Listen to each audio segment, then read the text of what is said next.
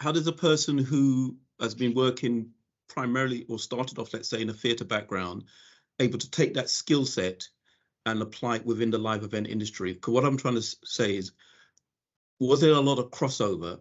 And if there was a lot of crossover, because some people say that people who are skilled in theatre production are exemplary in the live events field because there's a lot of crossover. Would you sort of elaborate on that, or would you agree on that statement?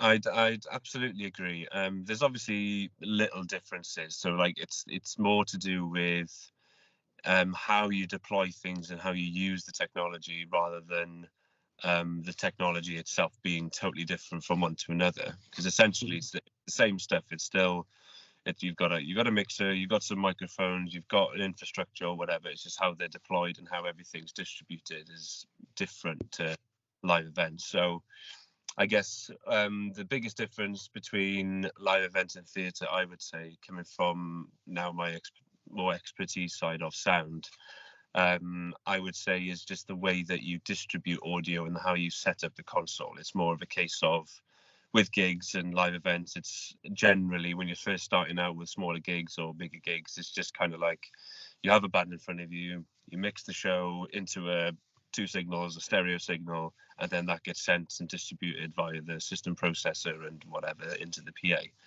Whereas with theatre, it's more you're using a console for all of its parameters, such as snapshots. So you have time. You have a week. Generally, in all theatre production, doesn't matter how big or small, you've got time to sit down with your tech and go through cue by cue, programming a desk to then send things to a different speaker or send a certain effect parameter or change EQ and this, that, and the other. So it's all the same stuff, really. And you can implement that when you get to the bigger gigs, when you start snapshotting each gig, whether you're a monitor engineer or front of house engineer, by changing parameters song by song or scene by scene. So it's the same stuff, really.